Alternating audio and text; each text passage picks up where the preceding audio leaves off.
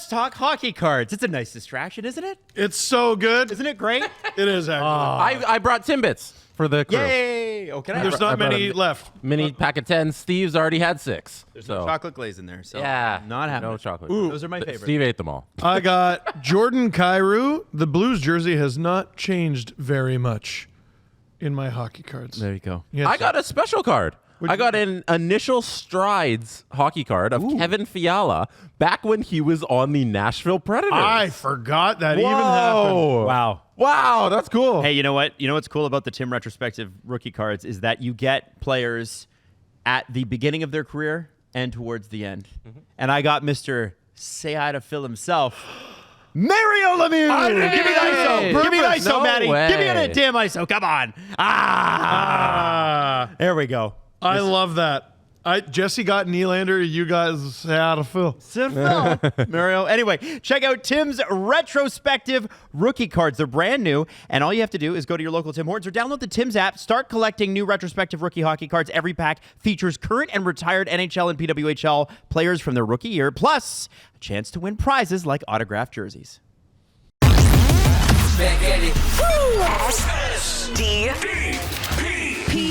The Steve Dangle Podcast with your hosts, Steve Dangle, Adam Wilde, and Jesse Blake. Let's go! All right, before we do anything at all, I was here a little bit later last night. I watched the first 2 periods from Sport Check at Maple Leaf Square. Jesse was inside the arena. Steve was in a pit of despair in the blue room, which honestly it always has been a pit of despair. From his childhood bedroom to the little closet in Oshawa to now the bigger closet under the stairs in Ajax. But I want to say hi to another Steve. There was a man who came in and he said, "Well, you've got quite the view there."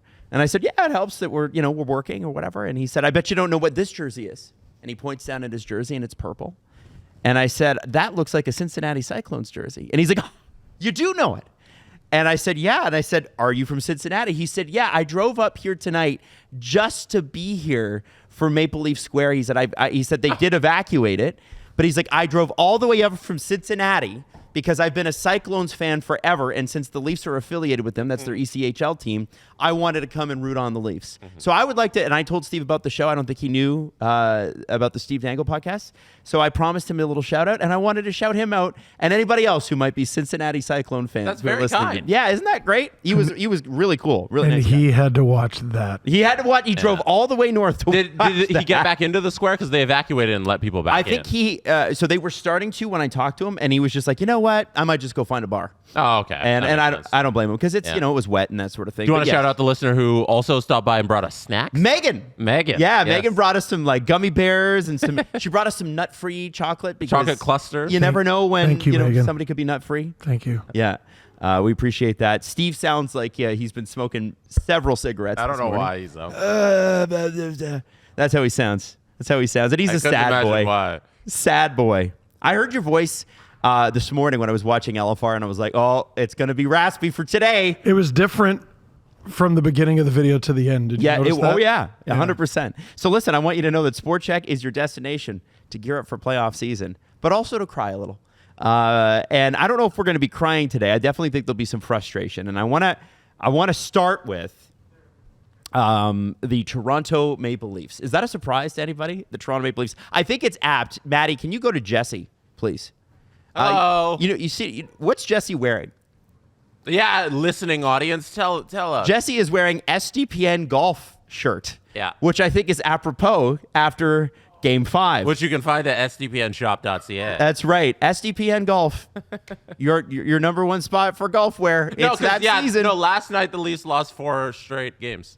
That's right. Yeah. They lost 4 don't games you in the dare. series. No, Don't you start with they're me. done. They're golfing. Don't you start with me. Yeah, we they're cannot done. pretend that this is not how this always goes. Now, I hope you've seen Steve's LFR. If you have not, it's spectacular.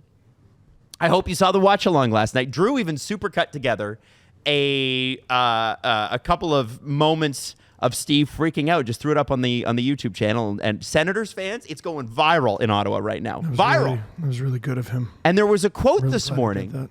that I thought you guys would find interesting, and we can come back to this series, but it is from a different series. Carolina Hurricanes came back from a 3-0 deficit won the game in overtime. They're on to the second round. And what did Rod Brindamore tell the press after the game? I don't know. He said, I didn't want to get back on that plane to Newark. I didn't want to get back on that plane to Newark. Isn't that a Porter commercial?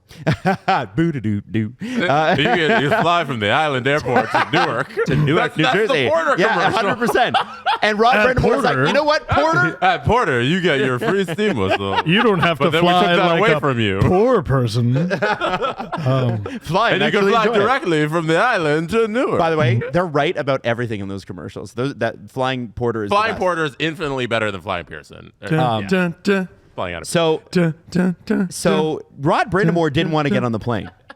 Apparently, the Leafs did. And it wasn't that the Leafs lost. If you are watching this series from afar, you're not a fan, or you're coming in for the Steve Dangle meltdown or whatever it is, wherever you're here, it's important to understand that it is not that they lost. It is important to understand that it is not that it's 3-2 in the series and we're overreacting. It is how. It's always how. If they went to overtime again and lost, I wouldn't have had near the reaction I did. Near the reaction. But there are always signs. And in games like this, we have seen this group disappear time and time and time again. There is no way to forgive what we've seen in the past and forget what we've seen in the past unless there's some winning, unless the whole thing changes, right? If they go on a run this year, hey, all's forgiven. That's great. This is what it took you to get there. I wish it hadn't taken you so long, but you got there. But what we saw last night is what we have seen. We've seen this movie, and trust your eyes, you've seen this movie.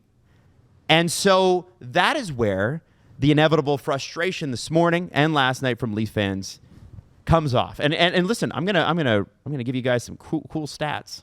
Hey, Mitch Marner's got 7 points in 5 games this series. Nylander's got 6 in 5. Matthews has got 6 in 5. Tavares has got 5 in 5. Guys, good. I was looking for something to wipe my ass with. That's very kind of you, Adam. These guys have showed up. They've showed up. You can't just deliver stats for the sarcasm. Why can't I?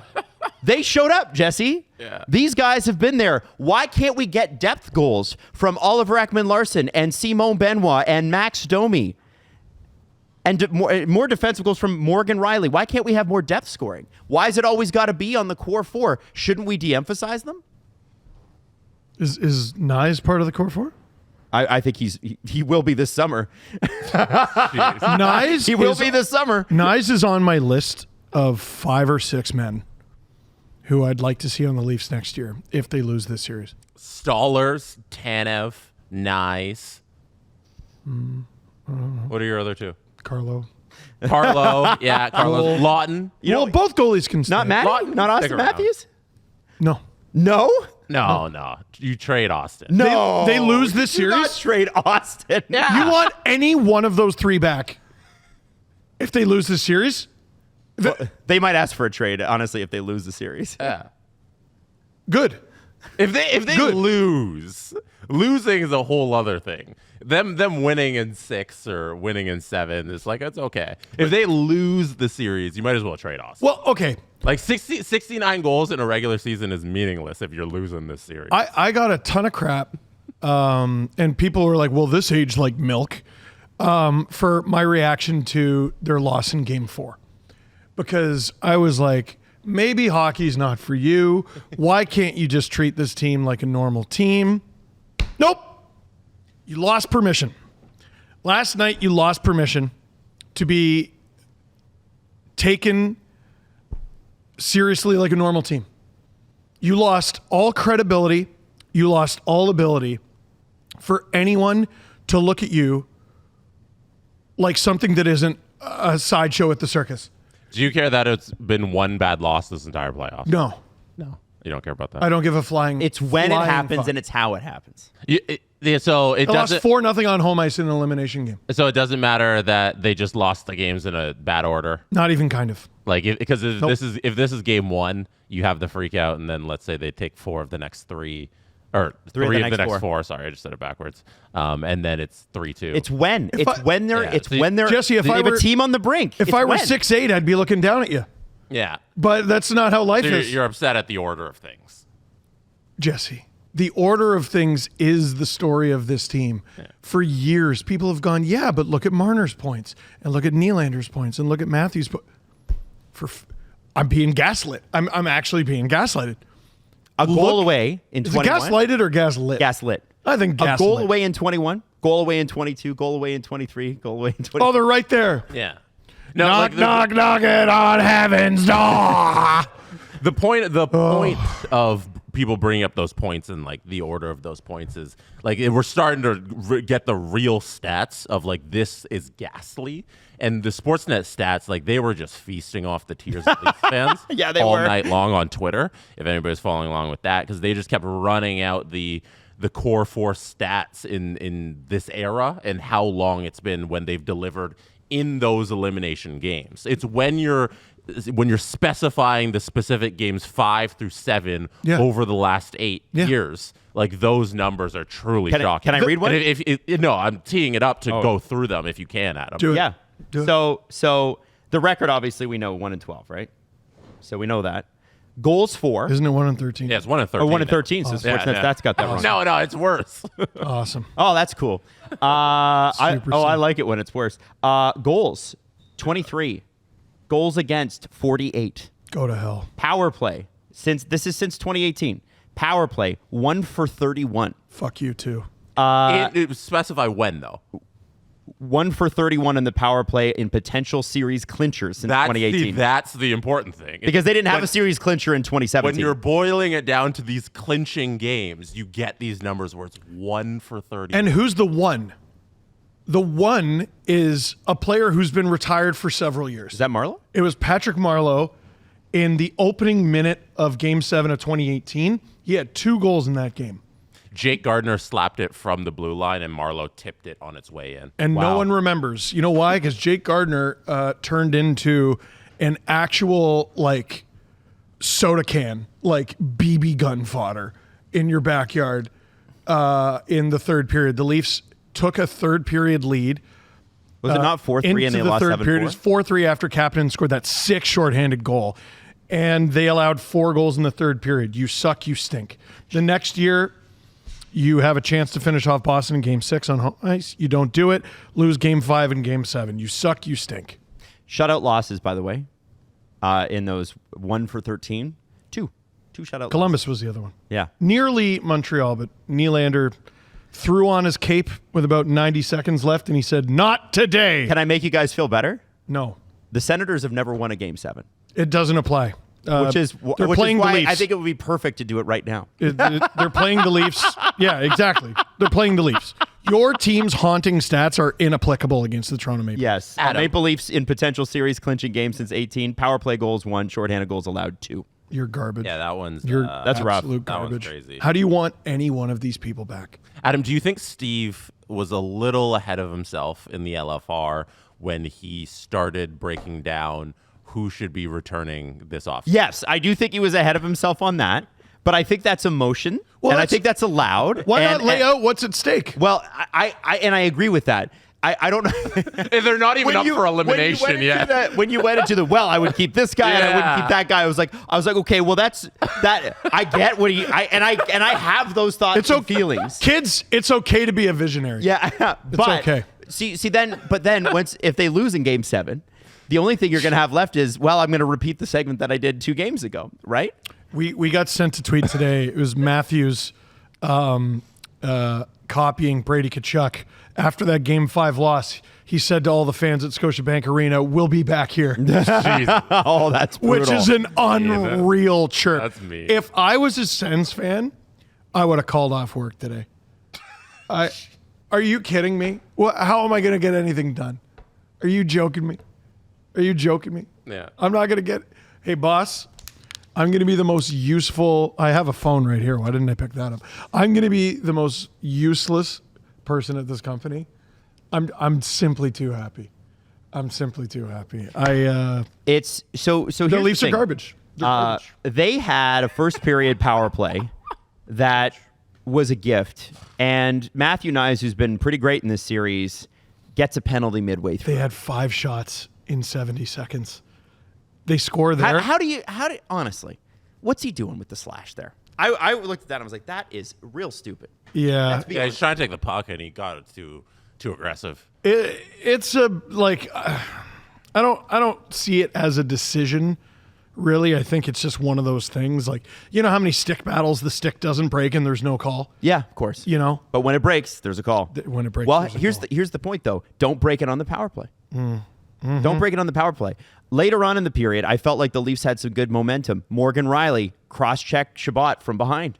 That penalty that they had to kill, I think they were rolling before that, and I think that really killed a lot of momentum too. Good kill, but killed momentum. Yeah. And then beyond that, you know, was it the beginning of the second period that the Shabbat goal went in? Yeah. It was sometime 3:46 into the second. So the Shabbat goal goes in, and I thought, well, shit. Kind of wish that you'd have a save on that one. Yes. But back-to-back goals. He's allowed. Yeah. But From defenseman. I look at it and I go, okay, it's one goal. But the problem was one goal in this game, the way the Senators played it, Game-winning goal. felt insurmountable. And I Game-winning don't goal. even know if it was just the Senators, guys. What I thought I saw, what I felt in the moment was really sloppy Leafs passes. I saw they're terrifying. 5 or 6 passes to John Tavares that he couldn't handle. I saw, and it might not be all John's fault. Like, it might just be They were too, off target They're all too night. hard. They're They were off off target. target all night. William Nylander Was horrible. That's probably the worst game he's played all year. He was horrible. Marner was horrible. Matthews was horrible. They were all 3 of those guys were absolutely horrible. Tavares wasn't bad. Nyes took a bad penalty. Other than that, I thought he was good. In terms of the important forwards, Matthews, Marner, and Nylander were all who we've come to expect them to be. I mean, like, that's not even Nylander's reputation. And I mean, he's got a reputation of the 3 of them. He's the playoff. those guys stink. No, like, I know exactly what plays you're talking about. And they're making passes and they're off target and they're bobbling the puck. And like, these guys are terrified. I know I'm ahead of myself. Shanahan should be unhireable if they lose the series. Like, forget not back. We already know he's not back. He should be he's going to go to like persona head office. non grata. Yeah. If that's Penny also, Holland, Steve, that's so far. Yeah. Like, that's like 4 days in the future. Yeah. Like, calm down. These last 2 weeks, I don't even know what day it is right now. If we can just go back a little, just to defend Anthony Stolarz, Adam, I think you're very wrong on you need a save there. He didn't see that puck. He was screened. He can't make a save if he can't see the puck. That's on the Leafs, who completely blocked out their own goaltender and allowed Brady Tkachuk Just to like the stand Sanderson in goal. well, front of the net. nobody's there. Nobody's there to move him. I don't think that's on the goaltender Okay, at fair, all. fair. I think he had a good game, and this goal isn't on him. And the who's other on one, him? Who's on him in that? To lefty. who's on what? Who is supposed to be on Is that Kachuk there? Riley? Who's the On Tkachuk? That's it's McCabe. He, It's McCabe. I also think he didn't have a great night. No, McCabe, Matthews is on his man there. Tanev's kind of moving over. And Kachuk's just sitting right in front of the goaltender, which you can't have. And Berube and the guys talked about it too. Just too many sends in front. Like, you're not helping Stolarz in this way. And Kachuk's screening him. He does a beautiful job. And McCabe sliding over to try and get Tkachuk blocks his own goaltender too, and it just goes right in. It's a C&I shot, like beautiful shot from the blue line. Well, it's 2 capable guys, right? Like, this is the thing with the playoffs. You look at that Sens third pair that I don't think has been bad, but like, they don't even matter. No. You have Sanderson and Shabbat. Add to that Zub and Jensen. They're both pretty good. I thought Clevin was good last night. I was like, man, Clevin's looking really good. In terms of like, And Zub is, man, he's good for them. all the Sens have a bunch of players who I knew would be good. So like, I'm not as surprised by them. But the 2 that have stood out to me the most are Pinto and Clevin. Cool. Now the future of your left side is Sanderson, Shabbat, and Clevin. Mm-hmm. Better beat them now. I'm looking at the game. So the passes were bad. What I also felt, guys, was the Leafs were not doing any of the things that allowed them to score earlier on in the games. So games 1 through 3, even game 4, you look at the goals that they get. What do? Like the sign held up in the arena last night with your face on it. Go to the net. I was sad you didn't give them a shout out in the LFR. I forgot. Oh, okay. I'm sorry. I gave them a shout out on Twitter and on the stream. They were on the stream. But I assume they know that from the LFR. So I was like, I hope they know that Steve saw it from there. Yeah, way to go. Okay, well, man. hopefully you know it from this. They probably, man. But what if they don't watch this? Yeah, that's what I was thinking. Wow. Majority of people are on Twitter. Damn. You know, and they're Man. in the arena, so they're not watching the stream. Hey, Jesse. So how would they ever know? Do you think that they Steve big wheel in this person? A little bit. Wow. A little bit. Just unappreciative. Yeah. Is what I would say. You know what? I don't appreciate two-time bestseller. Don't need to shout out the fans anymore. Jesse, I don't appreciate that point made by what's his name? I don't remember. I'm regularly referred to as, hey, you're Steve Dangle's friend. Oh no. It's a nice change from, hey, you're Marilyn Dennis's kid.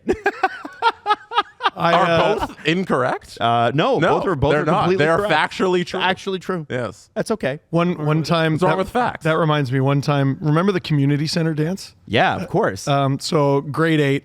This was a big deal. All the 13, 14-year-olds go to the community center. Everybody stinks of Axe. Everyone reeks of Axe. This was 2002, so this is like the height of Axe. And this really pretty girl, a couple really pretty girls walk up to me, and I was like, oh my God, because I wasn't used to that. And I had this friend named Antoine, and they go, hey, are you friends with Antoine? I go, yeah. They're like, can you introduce us? I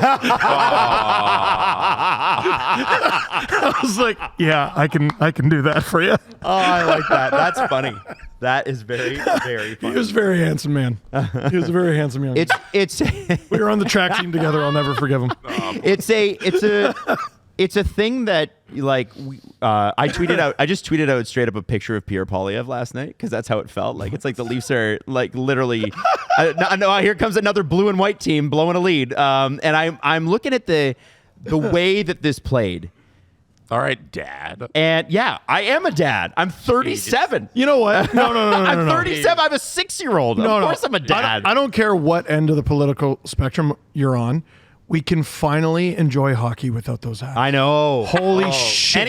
Any of the politics. It's been a long year. Yeah. The provincial election and the federal. Yeah. Oh my God. If you're living in Ontario, yeah. Get off my TV, all of you. Fuck off. I'm looking at this and I'm going, okay, so I'm thinking for the game, for the third period. Okay, this is what I thought. This is how I psyched myself up as I left Sport Check at Maple Leaf Square. Got in my car, drove home. I'm like, they're going to turn it on for the third period. Because we talked about in the first few games how they were able to kind of park the bus and then they were able to go, no, we're turning it on now. It was a 1-goal game in the third. Oh, yeah. 1-goal game in the third. Until almost halfway through. And they get a power play. They get a power gift. play. A gift of a... Ridley Grigg is the dumbest sen. Easily. Nick Cousins is on his team. Nick Cousins is Ridley the dumbest Grigg sen. is the second dumbest sen. Yeah. And, I mean, Jesse, yeah. it's Nick Cousins. He's probably getting fined today, by the way. He might even get suspended. For what? At the end of the game, when he was exchanging punches with Scott Lawton, the ref or the linesman, whoever it was, punched him right in the face. Cousins punched him right in the face. I missed that. He's an idiot. Ridley Grigg, there were going to be no more penalties in that game. None. It was 2 power plays each. None. We're done here. He then, Jesse, you're a WWE fan. Do you remember Carlito? Yes. Do you remember his finishing move, the backstabber? No. He would grab the guy around the neck from behind, drag them to the ice. He puts the two knees to on the mat. it. Yeah, I do remember. Two knees into the Yes. back. That's what he gave to Marner. You idiot. You stupid idiot. And they called that. You moron. They were never going to call another penalty for the rest of the game. And that idiot goes to the box. That was a good finishing move. It was a good finishing move. And it was a good pop. Really sellable. Anyway. So he was in the box for the penalty in the first period that was cut short because of the Nyes penalty. Yes. The Leafs had 5 shots in 70 seconds. He's a penalty killer. I'm like, oh my God, what a gift. You can't hope for this kind of fortune. And they spat in the hockey god's face. Spat right in the you're never getting that opportunity again. And for those who don't remember. In game 6 and 7? For those who don't remember what happened. Friggin' Dylan Cousins, who Julian reminded me, I wasn't even out of bed yet, bro. Like,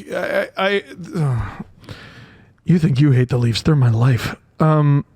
Julian said Dylan Cousins is not even a regular penalty killer for the Sens. He's I think, been on the ice for 1 penalty killing shift this whole series, and he gets a shorthanded goal. Why, though? What happened? It was a Matthews giveaway. Gave it right to him, actually. Gave it right to him. And Rated a 2-on-1. Nylander left his skates at home. He Evan Boucharded it. Nylander. Nylander had an Evan Bouchard on defense night last night. Quit. Matthews, that post game, obviously, we got to ask about the turnover. Yeah. And he said he tried to find Mitchie up top. He thought they drew them in close enough that there wasn't anybody there. And he says, I didn't see the guy there. He obviously picked it off. That's on me. I got to make a better play. So it's Adam Gaudette who crosses in the middle of the zone there, who Austin doesn't see, who steals the puck and then fires it up to Cousins. It was good to hear Austin talk about it blankly, have some accountability there. But that play is indicative of everything Steve is upset with the Leafs about. It's a play that Austin doesn't make if there's all the weight of the world on his shoulders. So the Leafs are 0 for 30 on their last 30 power plays in games where they can clinch. John Tavares didn't become a Leaf until the 2019 playoffs. So he gets a pass for the 2018 one. That was Marleau and Gardner were on that unit. Tavares obviously missed the 2021 playoffs with the injury. Have Matthews and Marner and Nylander been on the ice for almost every one of those 0 for 30s? I would. Matthews missed a couple games. Nylander missed a couple games. I guess, yeah. I don't think Marner's missed a single playoff game. No. All three of those guys. What else do you need? What else do you need? They're nervous. Like it's very clear. No, no. Okay.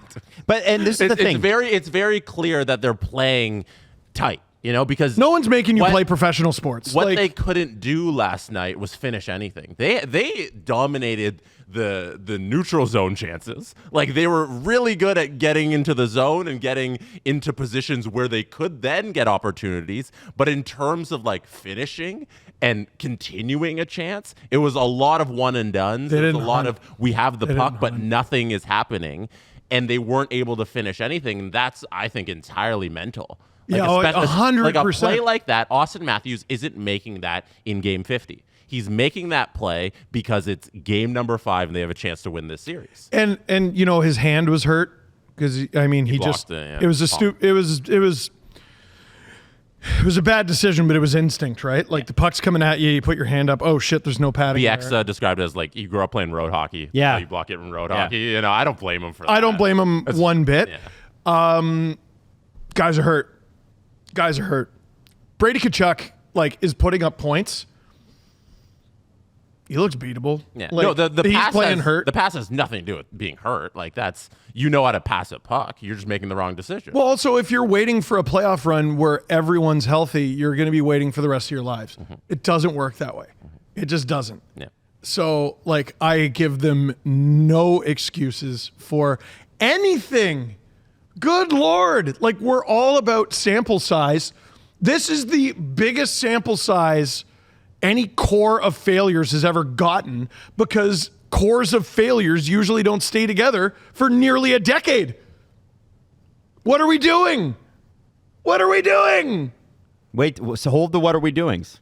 Because here's the thing. They could win Game 6. Yeah. Everything. Yeah. And they could win it convincingly. It could be 7-1. That'd be awesome. And we'd be like, wow, they did it. They've shown that could happen, Adam. The anxiety is coming from they've shown zero evidence that they have that in their DNA. Exactly. Yeah. None. We're jumping ahead a little because we're not even done that play because the William Nylander of it, you mentioned it briefly, but that's everything that's been wrong with Nylander in his entire pro career is that effort on defense that he's making there. We can play the NHL Edge goal visualizer because it's fun to see where Nylander is. Words matter, Jesse. What do you mean? Fun. It is fun. This is all fun time. Yeah. All right, I'm enjoying it. He's having a great time today and has awesome mental health because of the Leafs. All right, so we have the turnover here by Austin where he doesn't see Adam Gaudette who picks it off. He thinks Mitch is just happy and fun in the middle, and Austin's not caring. He doesn't see. William Nylander, when the puck is turned over to Adam Gaudette, is at the right face-off dot. Dylan Cousins is behind him at the bottom of the face-off circle. Nylander has an edge here, like a pretty considerable. Probably 2 or 3 strides. He is on the other side of the ice, so there is that aggregate where you have yes. But you can cut the like angle. how they slant sprinters. You I'd know? say they're about even. But so I'd say, yeah, because Cousins is behind, because William Nylander's over there, it's about even. It's about even-ish. Mm-hmm. And we watch them go down the ice, and one is immediately striding towards the net, looking for this pass from his teammate. Oh, my God. Willie is trailing him all the way down. garbage. Oh, my God. Never makes an effort to get back and cut off And that had pass. this game could have been completely different. Maybe it wouldn't have. Maybe they would have lost 1-0. Yep. But had he just tied up Cousins' stick, then I think Gaudette's got to shoot there. Here at center ice, they're both at the red line still. There's still an opportunity for William Nylander to at least get his stick in the way of the pass from Gaudette to Cousins. And here, he just decides to not make the effort down the ice, not enter the blue line, enter the zone strong when he's crossing the blue line. He lets up. It's a free play, and it's a goal. I give Matthews credit for saying, hey, I got to make a better play there. Willie didn't come out to speak last night, but Matthews and Marner did.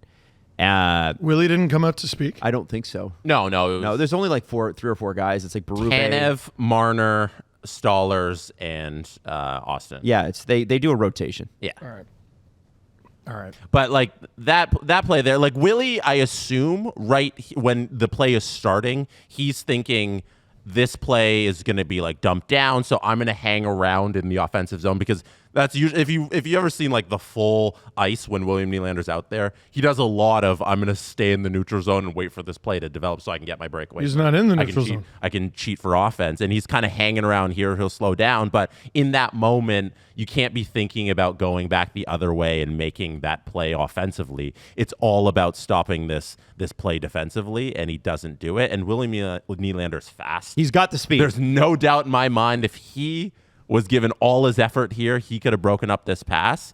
And in these moments where you're playing a strategic style of hockey where you're playing 1-goal games because you're trying to play perfect hockey, you're playing great defensively, and you're going to get your offense very in limited samples, but your main thing is playing defense.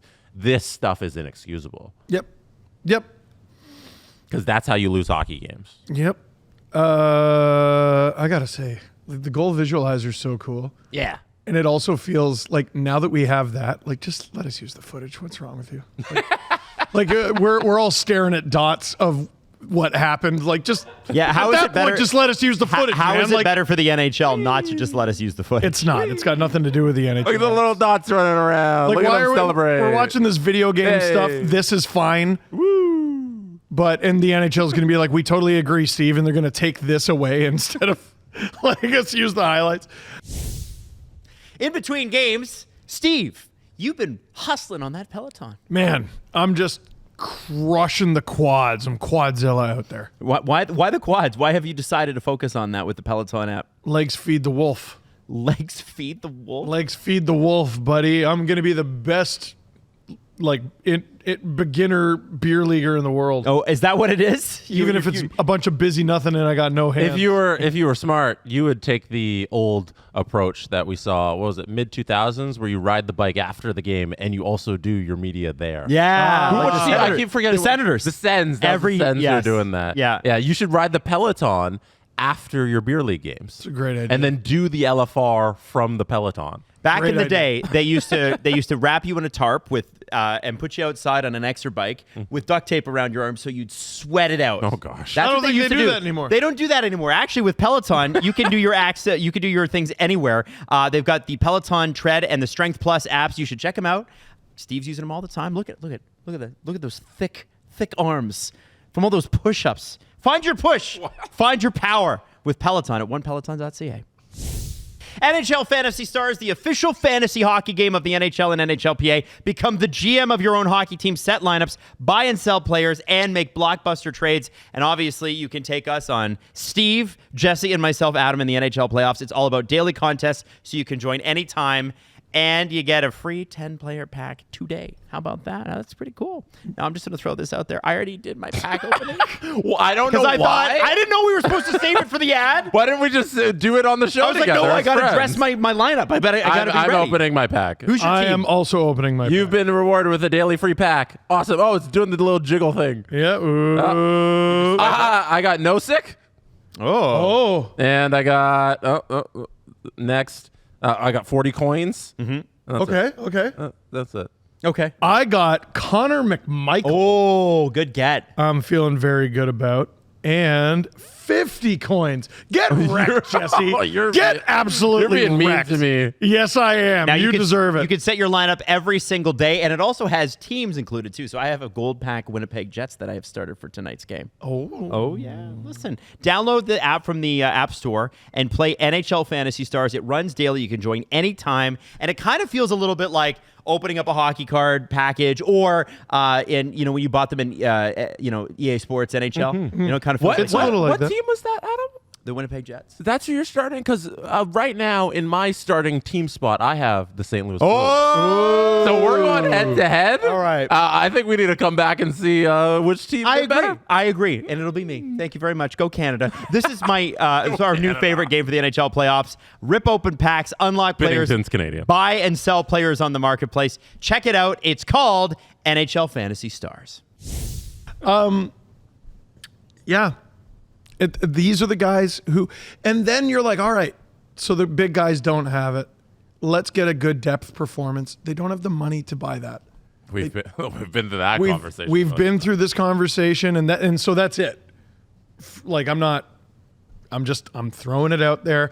I'm just leaving all these little breadcrumbs that we might end up needing when we're here Friday. Hopefully we don't. No, Sunday. Oh, That's when we need it. I'm not sure there's a point to Game 7 if they lose Game 6. Like, really. Like, I hope. Nope. I'm not even doing it. I'm not manifesting that. I'm not manifesting the evil.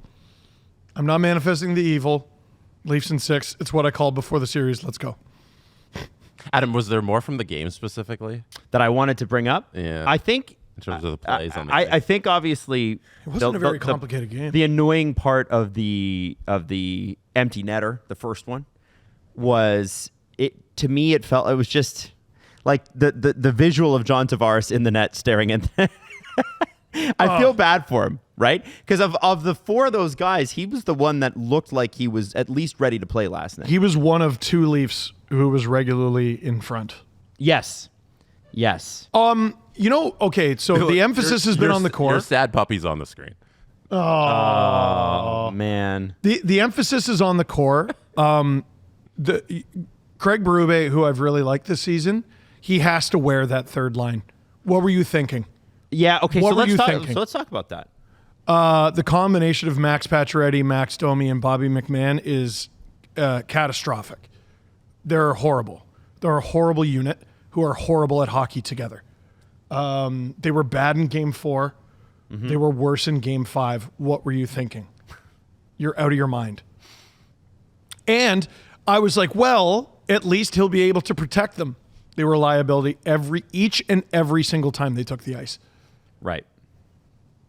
And your solution to that problem was to throw out Captain Nothing to save them. If you need, okay, you know what? They're a net negative. Let's improve this by getting nothing done. Dun da da dun. Pontus Holmberg comes out, and he's got nothing spelled in diagonal letters like the Rangers logo Right. on a cape. That's not why you have Max Domi and Pacioretty in the lineup and Yeah. a guy who can skate like Bobby McMahon. You don't have them out there for nothing. Yep. And you put Domi with Tavares and Nylander. That wasn't the guy. One of the best looking lines you've had at any point in the series was McMahon, Tavares, Nylander. They never took the ice together last night. What were you thinking? What is that? Why the loyalty to that line? I haven't the foggiest. No idea. Haven't the foggiest. It was a bad decision. I think we see changes on Thursday. I don't think this lineup is the same lineup they run out. I think Robertson probably gets back in. I think McMahon probably goes up where he should be. I really like the Lawton, Yarncroke, Lorentz line. They had a great game. They had a great game, but part of me wonders, like, do you blow that lineup to do something like, okay, I'm going to make my ideal lineup. Nyes, Matthews, Marner stays together. A lot of people aren't going to like that. It's their best shot at winning. McMahon, Tavares, Nylander, stop. Put that line together. Stop overthinking this. Good Lord. Yep. Third line, Lawton Really? in the middle, Domi on the right. And this is where it gets complicated, and I might put McMahon there instead. And maybe Holmberg is on the second line, but I still really don't like that. Mm-hmm. And then I'm kind of thinking Kampf, because Green did too good of a job. I don't know if Nicky Bobby gets in there and does a good job. So, like, who's left? Kampf, Lorentz, and Yarncroke? I wouldn't mess with the fourth line. So maybe why not have then 2 forechecking lines then? So, okay, you keep that line together. So let's build a new one. Kampf, Holmberg. Domi. Good Lord. That would be your line because Domi's the one you haven't. I mean, that's horrendous. That's horrendous.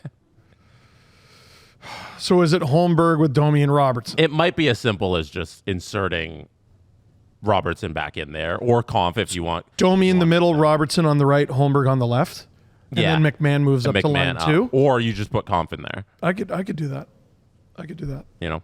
But like you can't ice that lineup again. Lawton had a fantastic little breakaway there. Yeah, he did. He got knocked from behind by Tkachuk, which was a great play by Tkachuk. He was a great penalty killer taking last the night, body. too. Fantastic penalty killer. I feel like his performance in the series has been so overshadowed by what's happened in the last few games. He's so been good. versatile, and like this is what they paid for. Is you can get him on the penalty kill where you don't have to use Austin as much, and he's been fantastic defensively. I think if the Leafs lose the series, a heavy emphasis is going to be put on what they spent at the deadline, and he's going to be in the crosshairs, and it's going to be totally unfair. No, that's not on him. It's not on him at all. No. He's been a great player. No, nothing Treliving did at the deadline is to blame here. Carlo's been fine. You're doing big picture stuff. Like, Carlo's been great. I think since he's gotten adjusted to the team, like the first couple of weeks were a little rough, but that's somebody new on a new team, adjusting to a new system. But since then, he's been fantastic. Leafs made their mistake June 2023. So... All right, so okay, we've broken down the game. We've gotten sad. What do they need to do in Ottawa? Win a fucking hockey game. Win an elimination game. Leafs have not lost 4 games in a row all year, which is a perfect time to do it. LMAO. Yeah. They did lose 3 in a row at one point, and Willie said, big deal, it's 3 games. And then they won 3 in a row, and Willie said, big deal, it's 3 games. What matters now is literally 3 periods. If you dump it, I want you to consider chasing it. I think that'd be a great idea. They're doing the dump and don't chase thing again. And dump and change. It is poison for my brain. I've seen... Did you know that lobsters actually have more cones in their eyeballs than a human does? So they can see more colors than we do. Oh, that's cool. That's cool. I have evolved into a lobster because I see red when they do that. And it's just been getting more and more red. I've seen, you guys wouldn't believe how many colors exist in the known universe because of the rage I feel watching the Leafs on the not 4-check. It's more of a 3-check, maybe even a 2-check. They are miserable in that regard. Win a few puck battles, stop ending up on the wrong side of the puck, which is what the Sens did masterfully in their own corner and along the half wall. It's just the little things. And shoot the fucking puck. Shoot the puck. Create traffic in front. Shoot the puck. Put your stick on the ice. Try to get a rebound. It felt like pulling teeth in game They did an okay job in Game 4. Not as good as the others, but they did an okay job. Game 5 was far and away their worst game in regard to all those things I just mentioned. Like Craig Berube hockey, I didn't see a glimmer of that in Game 5. So if you're Craig Berube, Jesse, what do you say to them? I mean, he said, "Oh, just stick with it, whatever." That can't be the message in the dressing room. That can't be what he's telling them. I think it's not as simple as like stick with it. It's the process was right, and like they don't have the, I don't think they have the mental fortitude in Game 5 to get over the hump and do what they should have done. But it's about just like getting through that part of the game. You know, it's about that extra effort that they need on just finishing their goals. And well, I want to compare and contrast that to the Edmonton Oilers, who immediately played after them, now have a 3-2 lead in their series. They were tied with 4 minutes to go, and the LA coach, this is 3 games ago, LA coach Jim Hiller makes a terrible challenge. We all know that. And they're able to take advantage of that penalty afterwards, and they've pivoted, and they've come back, and everybody all the way through the lineup is giving it. Every single one of them. And they've been able to take a series that I straight up after Game 2, I was like, I don't know if Edmonton's going to win a game in this series. They were so bad. And they are now all of a sudden, hey, it looks like the Edmonton Oilers are playing hockey again. Oh, speaking of teams that should be blown up. I'm just wondering. Oh my gosh, the Kings. I'm just wondering where is that need? They've missed it. Like, it's not a want, it's a need. I need to win. What he's trying to do is he's trying to kill a decades-long mental block that these guys have, and it's not the guys that they've just brought in. It's the big guys who didn't do what they should have done last night, and that's Matthews, Marner, Nylander, Tavares, and none of them could finish in those moments. And I honestly think Game 6 is gonna be not easy for them, but I think they're gonna finish it up in Game 6 because I think it's easier to play on the road for this team.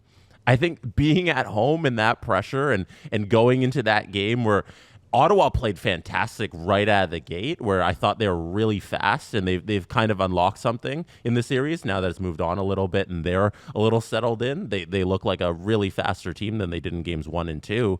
And I think the Leafs going on the road after everything that happened here is going to be easier for them. It's still Ontario. Can I read some quotes? Sure. Because Greg Berube is speaking to the media. So we have a bit in our group chat where someone's dad refers to him as Greg Berube, and I've said it out loud 100 times, and I can't stop myself. Okay. Craig Berube. Yeah. Speaking to the media, these quotes are from CJ, reporter Chris. Craig Berube says he'll look at Leafs lineup changes for Game 6, but it doesn't sound like a big shakeup is coming. Okay. The quote is, "I don't want to change too much. I think there's been a lot of good." Craig Berube emphasized that it's going to take a team effort for the Leafs to eliminate the Sens. I get it. That's all I hear around here is core, the core 4. But it's on everybody in the team. We're a team, and it's on the whole team, not just 4 guys. Now wait. Anna Dua, also quoting Craig Berube, Leafs head coach Craig Berube this morning on the Lorentz Lawton Yarncroke line. They work and hound as a unit, and that's why they have success. Also added, I think we can have that mentality more as a team for sure. Which is it? That's not talking out of both sides of your mouth? Yeah, I think it's both. He's defending the core coddling. Oh no. It doesn't matter who you put there. It's the same. It's okay, little baby. It's okay, precious little angels who make all the friggin' money on the team. You're okay and everyone loves you and you're blessed. It's the core. It's the whole team. All right, Craig, talk about the rest of the team. Oh, I think they're playing fucking great. Yeah. Like, guys, what are we doing? It's them.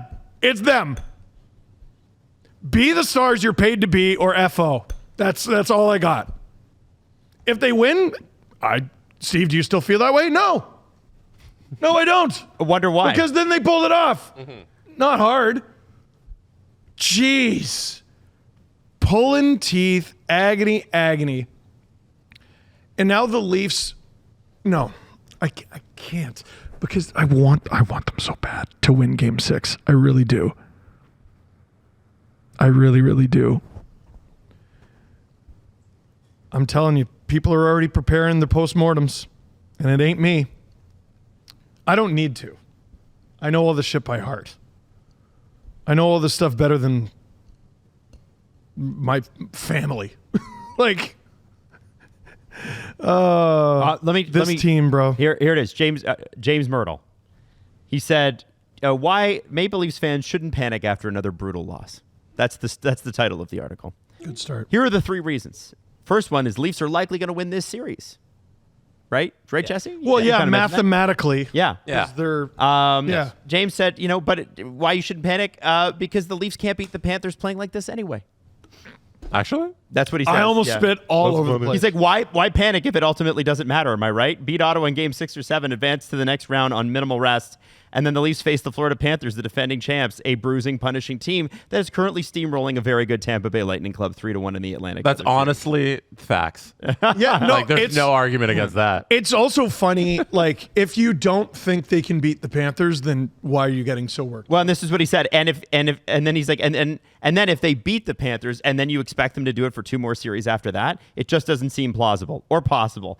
If that's not far enough for you, there's one with for those that have no hope at this point. He said, if the Leafs blow this series, they'll be blown up. And Well, that is Can you quickly check the published date on that? the published. It might be 2024. I think you made a mistake there, Adam. 2025. Oh, it's April 30, Oh, that's a 2025. fresh one. Yeah. Yeah, that's the thing with these takes. You got to check the date because it's been the same problem for nearly a decade. So you got to be careful. Right. You got to check. So- but hey, where'd all those "you were being too mean" comments go? Nobody's saying that. Who's saying that? Oh, no one anymore. Who? No one anymore. I guess back in the day, people did accuse us of that. Back in the day, annually, right around late April. I think that's very untrue. No, they did. They did. Montreal, I think absolutely. I think right now the majority of people are like, oh yeah, no, this team is awful. No, I agree. Yeah, that's what I'm saying. Where'd they go? Where'd they go? Let's not relitigate the fans who reacted in 2021. Yeah. No. You don't get away with this. No. People call you an idiot. People call you an idiot for being right. People call you an idiot for being right. You get to point out that you were right. Sorry. 3-2 in a series in 2025. That's the time. Oh, yeah. It's a normal 3-2 series. We yell at fans from 2021. Yes. I agree. I'm And just 2022, saying. I'm just saying. 2023, 2024. Nah, Stop. Steve, Stop. Steve, if they're Stop. gonna lose- You're not going to gaslight me. Save no. this. Save that for like a week from My now. memory's What are you too good doing? for this. What are you doing? Being mad. Yes. There you go. Big mad. I Thank think. you. I'm enormous mad. So okay. What do you tell yourself when you pick Leafs in 6 and you end up being right? Oh, I didn't think it'd be like this, where they go up 3-0, and then Game 5 is far and away their worst game of the series. You can't tell me there's not there's a tinge to this. When was the last time the Leafs played a really poor hockey game? Like one that mattered? This team in terms of the all these playoff games and then the regular season going back. Okay. Because it has been And it's been a while. That Florida game. I'd say that Florida game near the end of the season. When was that? 76, 7. I'm pulling up the Leafs schedule right now. That's just off the top of my head. April 8th. They weren't very good in San Jose. No, that's the Florida game that you said didn't matter. You very underreacted to that one. That's true. So that's not the Florida game. It's this Florida game on March 12th. Wow, that's a while ago. And my then birthday. remember then they lost to the Sens that Saturday on the Yes. hey, this is their get right game, and Yep. they lost to that game. So it's probably March At home. 15th against the Ottawa Senators this past season. Yeah. Which is that's 4, that's 7, that's 8. And then we go over to April. That's 10, that's 13, that's 15, that's 17. And this then is why got we that's believed. 20, and that's 21 games. Yeah. So 20 games in between playing a game that you would truly call a stinker game. And we get to a clinching game, and here they are. The Yes. team that we all feared would show up. Like, Jesse, looking at the regular season is the biggest mistake you can make when evaluating this team. Like, how do you, as a pro scout for like the Ducks, how do you go out and then tell your staff, I like this guy who was on the Leafs last year, I think we should sign him? Well, how does he look? I have no fucking clue, actually. He looked like, I'm going to say somewhere between Pavel Bure and Alex McGillney in like December. How do you look in April? Oh, he went like 7 games without a point. Oh, okay. Well, we're the Ducks, so maybe we don't give a shit, but like... like, dude, What the hell is with the shots at the Ducks? I don't know, man. I think they're going to I think they're going to challenge for the You're playoffs angry next year. I think they're a good I do team. too. Yeah. Well, and also they've had deeper runs in the playoffs a lot more recently than the Leafs have. For sure. And they've been garbage for a long time too. Yeah. Like, Can we So move on?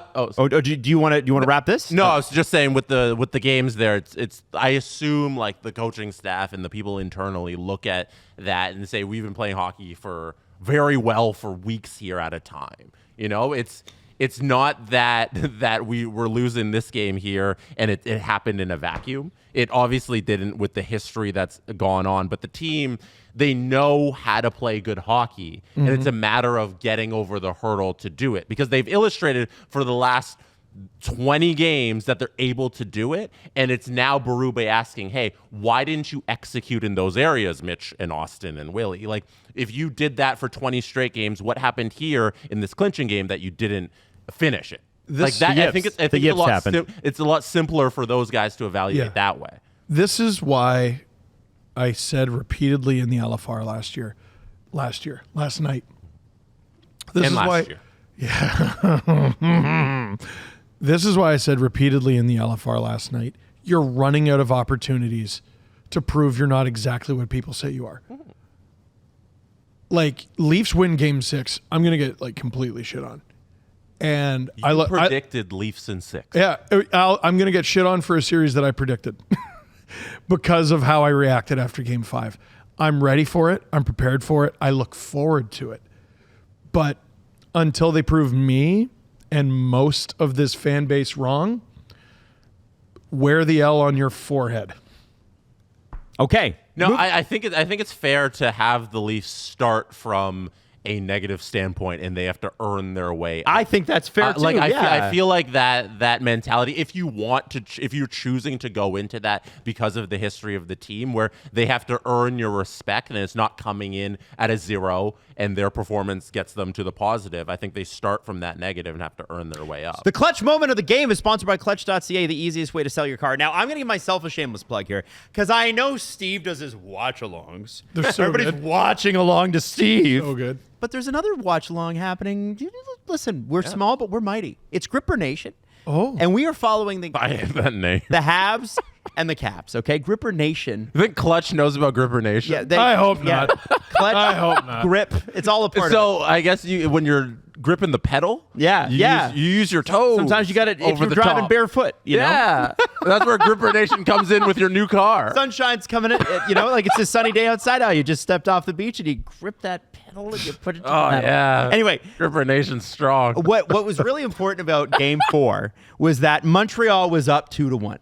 This was their window to not just tie the series. I think if they'd won this game, we're talking, does Montreal actually steal this one from the Caps? Oh, buddy. But one of the projects that the Capitals brought in, and this is a project player, and there are many, right? Logan Thompson. Jake Chikrin was a bit of one. We probably mentioned Pierre-Luc Dubois. The one that nobody talks about is Andrew Mangiapane. The bread man. The bread man. The real bread man. Now, Jesse, can you bring up Game Center so that we can have a look at Mangiapane? It's on the screen now. Okay, so here we go. There's Trevor Van Riemsdyk behind the net. TVR. There he is.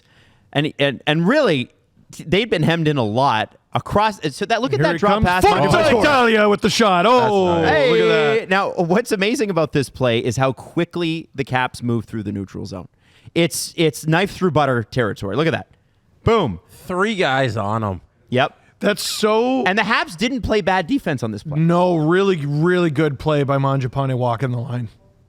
Yeah. Eat bread, buddy. Eat And that bread. is where you see, guys, the separation between these two teams. I know it's a 1 and an 8 seed. I know the age differences. I know all that. Montreal's got a big, bright future.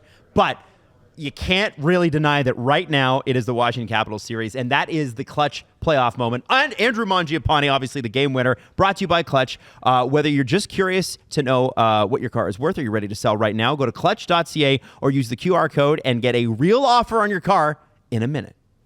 So listen, I think we're beating a dead horse here on this. I don't think so. I think we could have done the whole episode on this. Really? Yeah. I don't know where else we can go. Kings stink. And that's why I want to bring it to them, because it's a compare and contrast, as I brought up earlier. Devils right? are dead. Let me give you something. So no scoring in the first period. Andrei Kuzmenko, who I think is probably the deadline pickup of the year. Oh my gosh. Gets the power play goal. But the 2 goals that lead to the Edmonton win. Let me give you the names. Let me ask you what's missing. Okay? Evander Kane from Guy who missed the whole season. from John Klingberg. Guy who has missed most of the last 2 seasons. Third period, Matthias Janmark, The janitor Victor Arvidsson, had a tough start. Vasily Podkolzin. Like once highly touted, pretty much a role player. Yeah. All those names are not Connor McDavid and Leon Draisaitl. They didn't even factor into the scoring until Nuge put it in the net and McDavid and Draisaitl got their point. And this is a team that had to switch goalies because their starter. Yep. I mean, they did this last year, Yep. And what I couldn't believe after the fourth game was, okay, they've won 2 in a row. Now we should give Stuart Skinner the goal back, right? Like people were asking that question. No, Calvin Pickett's got to go. What is it, guys, that the Edmonton Oilers can do? And I saw this against Vancouver last year specifically. Like Vancouver ties it up at home, 3 minutes to go. Leon Draisaitl, like 30 seconds later, is like, no, I'm going to score again. Yep. Dagger to the heart. Why? How can the Oilers do this? They're so much more intense. So much more intense than the blue and white team that we happen to watch all the time. McDavid brings that intensity. Draisaitl brings that intensity. They crash the hell out of the net. They're breakneck speed fast, and they move the puck like lightning. When they cheat for offense, what do you do? What's the game plan there? What on earth is the game plan there? There's nothing in the league like it. And I'll add Evan Bouchard to that too. A player who I think I called a top 5 offensive defenseman in the NHL. The problem has never been his offense. If they're crashing the net and everyone's worried about the flanks, so you got a screen in front, you got lethal flanks, and you got one of the greatest touches of God in the league back there. What do you do to stop that?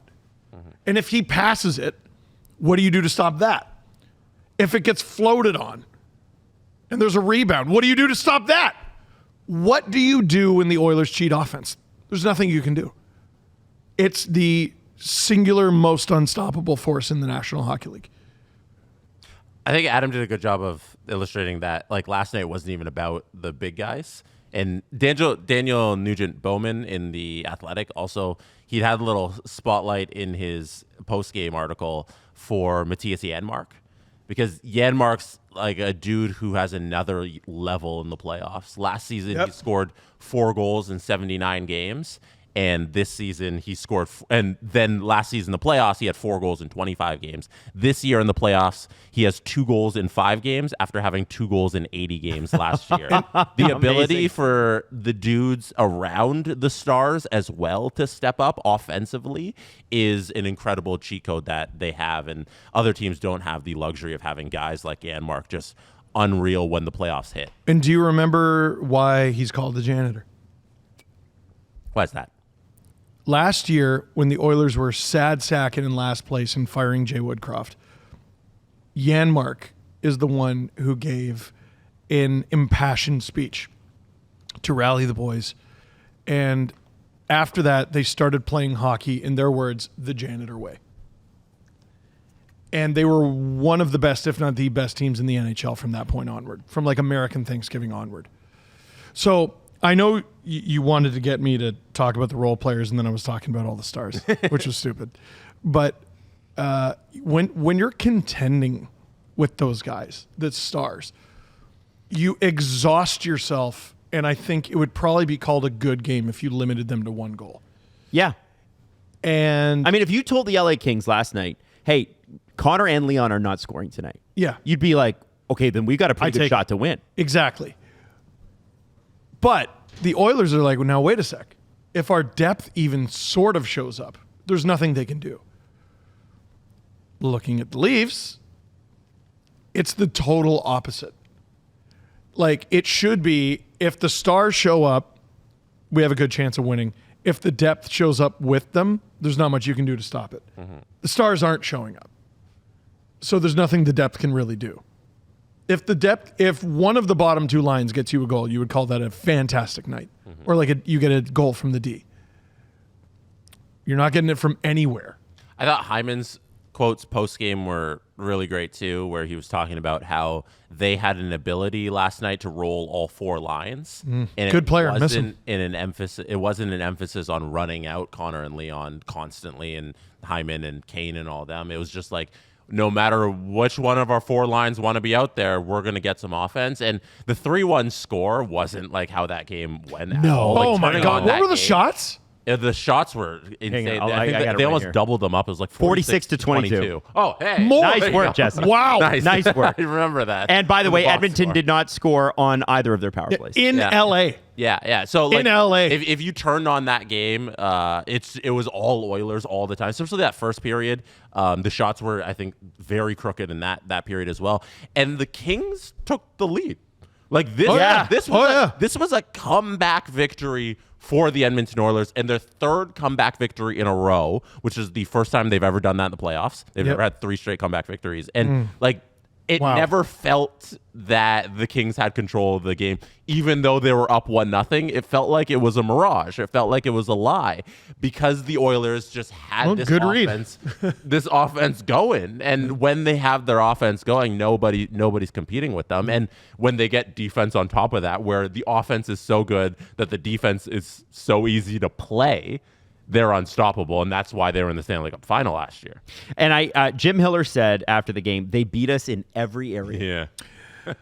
Every area. Darcy Kemper's the only reason that game's 3-1. Oh, yeah. That review, was it game 3 or 4? That was the game 4 review. Game 4. That he literally cost them the series. It's like a franchise-defining mistake. Yep. It's kind of nuts because they were so in control in the first 2 games. They looked so complete in the first 2 games. And the Oilers looked so flawed. They did. Now, Evander Kane coming back is a bigger factor than I think people have given it credit for. He's already scored 2 goals. He is, this is a $7 million power forward. Yeah. Well, right? I mean, it's kind of an important addition. Getting when a guy doesn't play all season. Yes. In terms of guys who didn't play a single regular season game this year have 3 goals in these playoffs. So you're saying the key for the Leafs to win, Yanni Hakanpää. Yeah. No. He played 2. Yeah, but way too many. He played 2,000% more games than those guys combined. Dang it! I thought I cracked the code. True. Nope. Maddie, how's your Hakanpää love going? They gotta get him out there.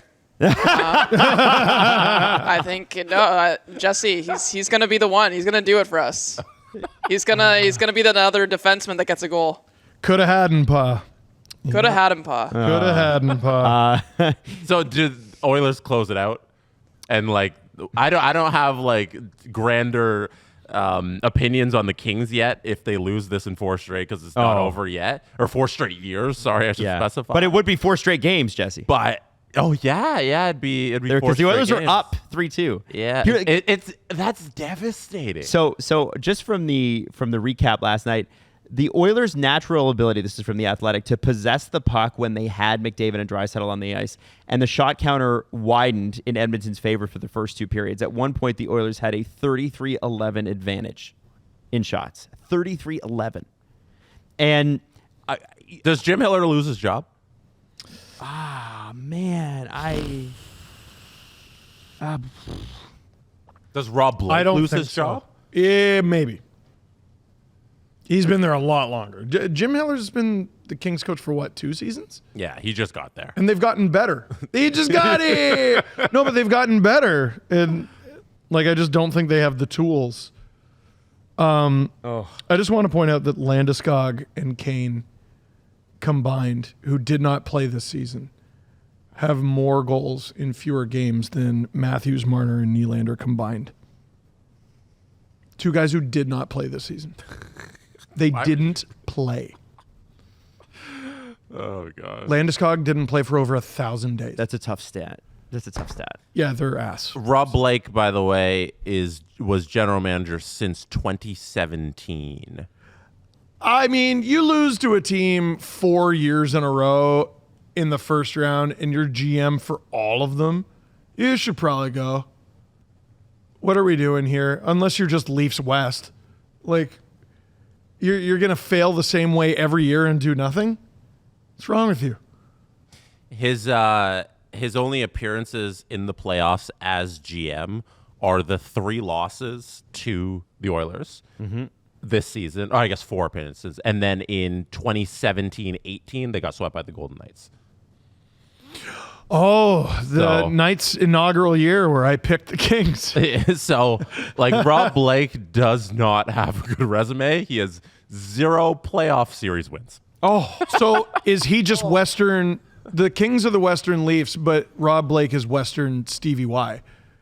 Like this franchise legend you can't fire. Oh, I was going to say, at least Rob Blake's made the playoffs. Oh, he's made the playoffs. They've done well in the regular season. He's made some moves where I'm like, damn, that's a really good move. We've been somehow ranting about Andrei Kuzmenko every episode. You're going to lose the Oilers again. Do you give Unless you don't. Do you give him the thing you speculated about Yzerman, where you just kick him up, you give him a different role, and you let somebody else run the team? I don't know.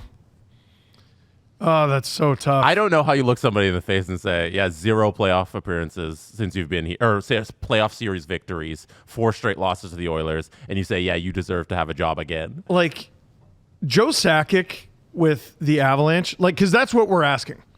Hey, you did such a good job as GM, Joe. We're going to kick you upstairs to president. Right? But, like, you look at the Leafs with Shanahan, like, I'm not going to miss him. Like, if he goes. As a player, he didn't mean anything to the Leafs. He was never a Leaf. I don't care. Yeah. They're not firing Wendell Clark. They're not firing Darcy Tucker. Dougie. Yeah. For the Kings, firing Rob Blake is hard. Yeah. For Detroit, firing Stevie Y is hard. Imagine when things go south, at some point they will in Colorado, as they do with all teams. It's Joe Sakic.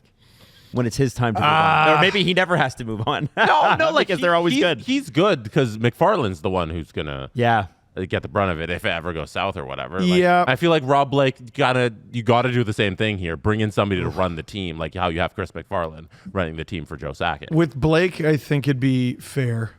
He hasn't done bad enough, but that playoff record's horrendous. You're right. Can I give you guys 2 players in a different series that are stars, that are coming through for their team, and their team is at a severe disadvantage? Ottinger. Ottinger, yes. Yeah. But not that one. No, not Dallas Stars. Hey, you know who's combined for 10 goals? It's 2 players. 1 team. 10 goals. 10 goals in 5 games these guys have. Are you going to give me Kempe? What series are you talking about? I'm not telling you. McKinnon? No. Wyatt Johnston. Uh-huh. Oh, I'm going to get you. I'm going to freaking get you. Wyatt Johnston.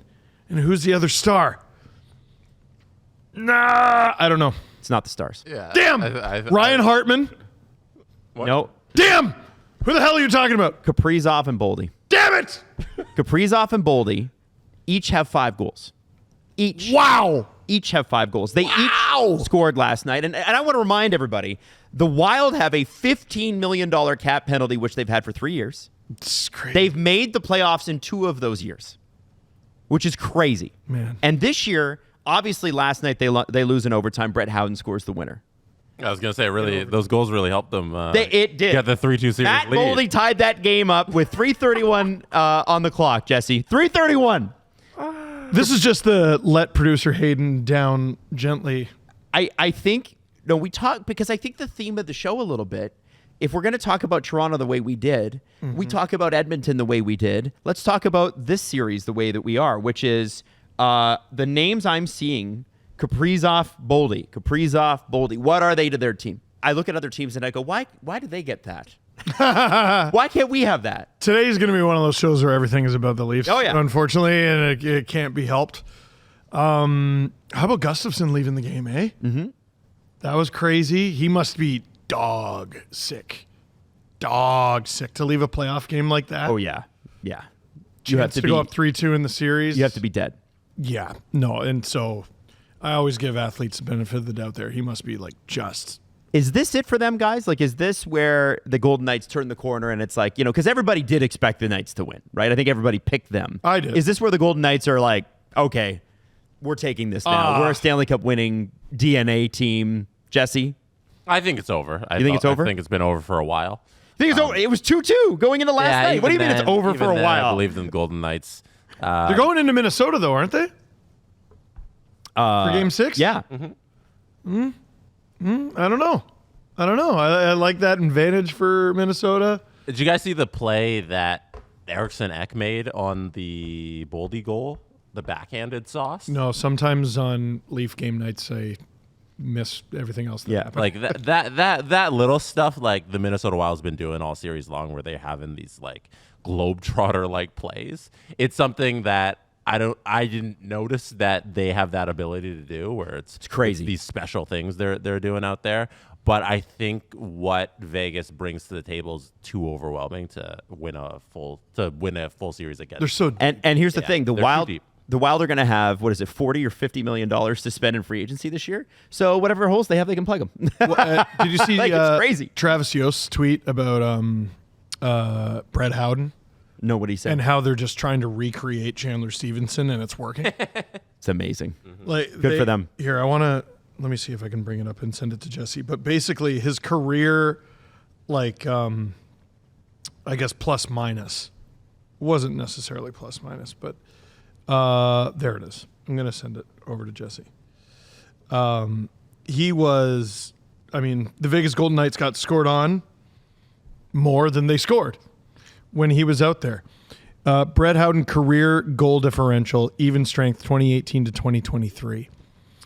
It started, he was at like +4, and then it just kept going down and down and down and down and down until it was worse than -30. And now he's just skyrocketing. Wow. Back up. Good coaching. Bruce Cassidy's a pretty good coach. Young player, too. Mm-hmm. Like that. This is what's supposed to happen with young players. What do you got there? They get better. What do you got there? I was pulling up his tweet, but I had the Eriksson Ek pass up too. If you guys want to see, I'll play it for you in real time. So Maddie, you can't show this one, but this is the backhand sauce that he sends across the ice, and that leads to the goal.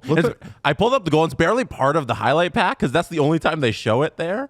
And then so I just got to go back to this overall view, but it's a spectacular play, and it feels like this is like one of 6 goals that they've made like this. Kaprizov found Boldy similarly. Where's this highlight pack from? Matt, that's just the goal highlight on the Game Center page. So I'm pretty sure that's like all AI.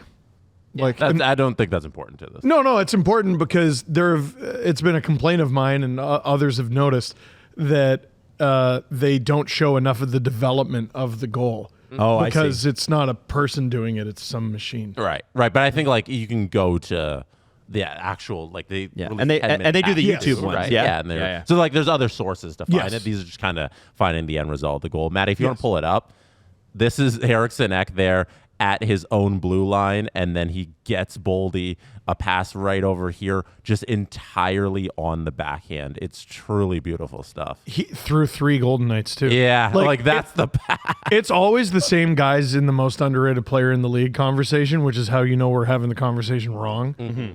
Eriksson Ek is super underrated. That's a great player. He really got my attention at the Four Nation face-off. And you were talking about Minnesota scoring and the Ryan Hartman goal that was taken back.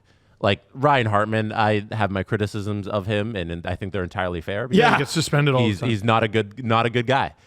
He's really dirty. On the ice, when he's playing with other humans, he's not a good person. But his ability to, when the playoffs start, to step up. It's the same thing with Janmark, if that's the theme throughout the thing, guys stepping up.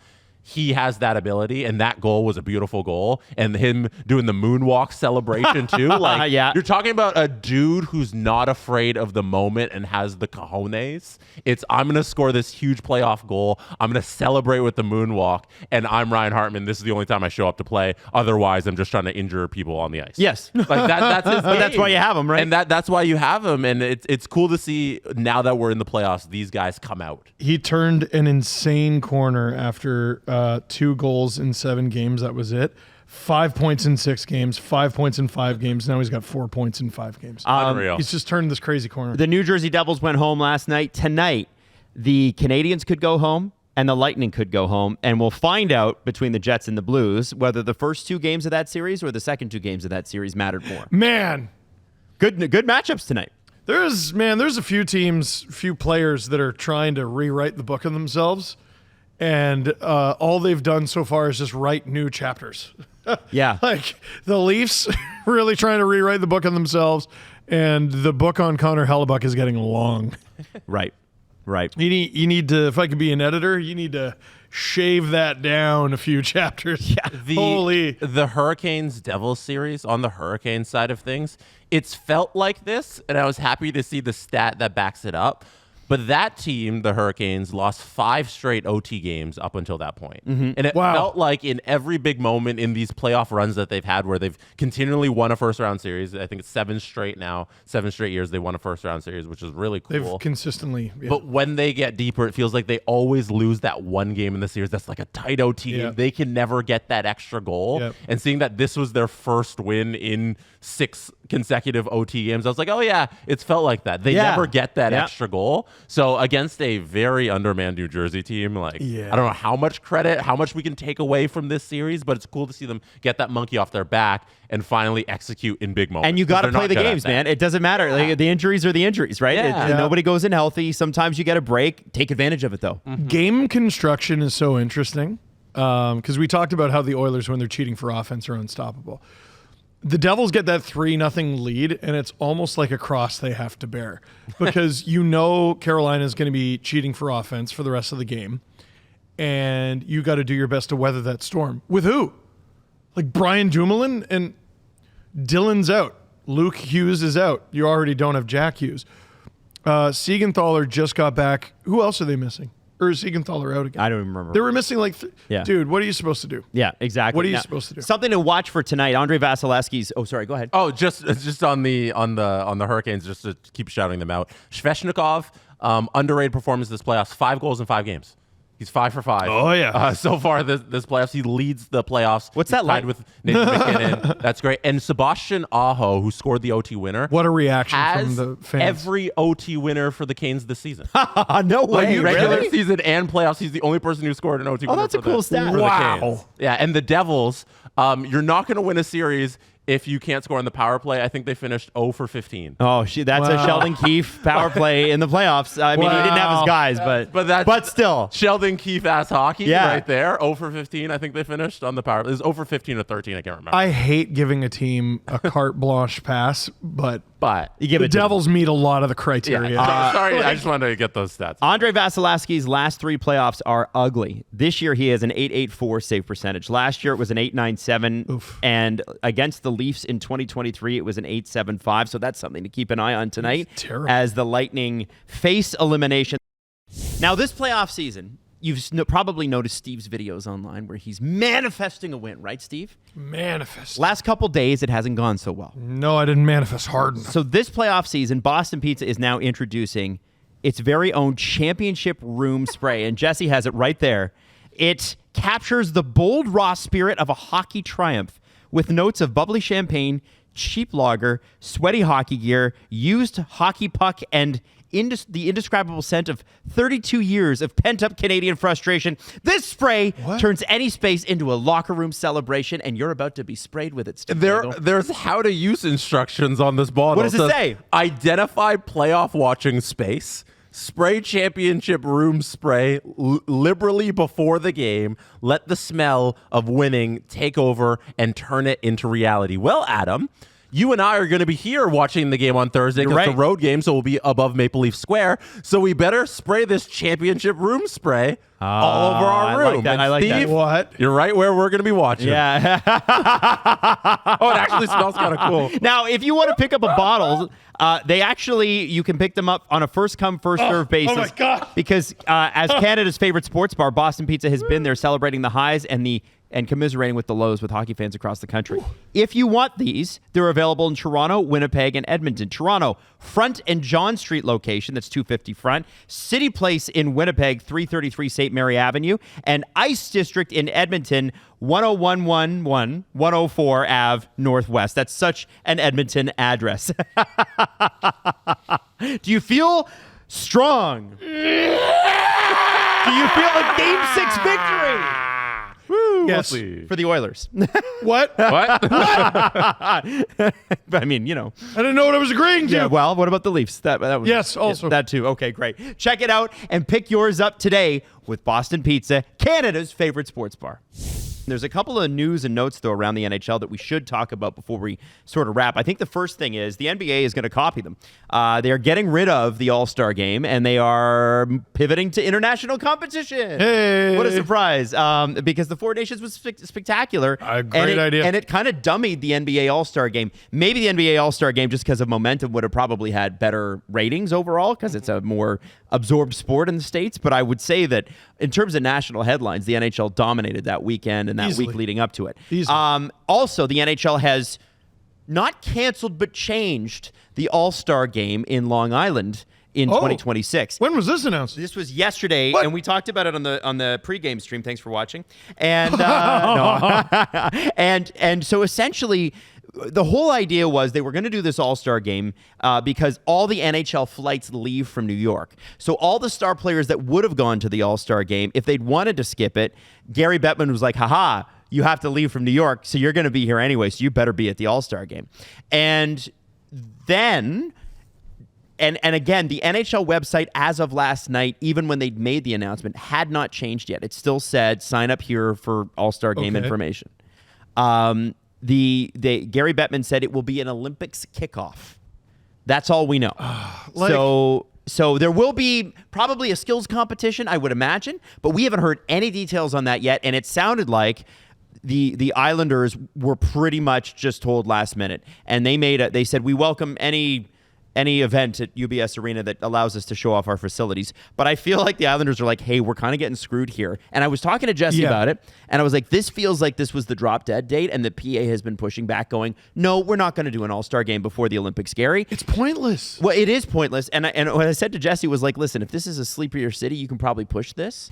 But New York is New York. Yeah. And the hotels and the event spaces and the promotion and all that stuff, that's going to be booked. You need to get this done now. You need to do right by the Islanders, but there's no need to have an All-Star game before the Olympics.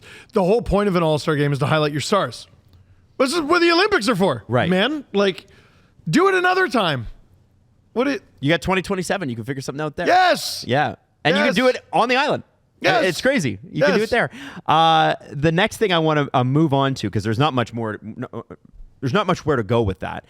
Rick Tocchet will not be back as Vancouver's head coach. Now, interestingly enough, Jim Rutherford did say that he wanted to be closer to his family back on the East Coast. Sure sounds like Philly to me. But after a very long and thorough process, unfortunately, Rick has decided to leave the Vancouver Canucks. This is very, very disappointing news, but we respect Rick's decision to move to a new chapter in his hockey career. We did everything in our power to keep him, but at the end of the day, Rick felt he needed a change. He's a good friend, a good coach, and we can't thank him enough for all the work he did for our organization. Talk is a stand-up guy, and we wish him nothing but the best moving forward. I think they wish him nothing but the best. I think that's fair to say. Yes. Now, we know, or at least it's been rumored, that they threw a lot of money and a lot of term at him. Would have made him one of the higher-paid coaches in the league. The Philadelphia Flyers job is open, along with the New York Rangers job, It is. along with the Boston Bruins job. Those are just 3 East Coast teams that are available right Those now. are pretty good. Kind of makes you think, doesn't it, guys? Like, don't you think a little bit? Well, here's what I think. With Jim Benning, you killed the man, but not the idea. Someone take Jim Rutherford's microphone away. Or, I tell you what, as a member of the so-called media, turn it up. Turn it up. Turn my headphones up. Blast that. Turn it to 11. This man is a quote machine, and in no way is any of it good for the Canucks. It is entertaining. It is a total barrel of monkeys. I'm really enjoying it. But if I'm on the Canucks PR staff, I'm like, Jim, shut up. Yeah. The Quinn Hughes thing was weird. The Quinn Hughes thing was so weird. Why did he say that? I don't know. Do you have the quotes I have the quotes here. or the audio? We can even play it. Yeah, why don't we play the audio? Let's get the audio. Rutherford, Quinn Hughes. And while I'm looking this up, RUTH. while I'm looking this up, the other thing I should mention is the Pittsburgh Penguins also have an opening, and Tocchet won a cup there. Jesse, I think I have it. Yeah, Mike Sullivan done with the Penguinos. So there's 7 head coaching positions open right now. Yes. So this is the trouble getting a hold of Quinn Hughes. I don't know why he felt the need to say any of this, but bless him.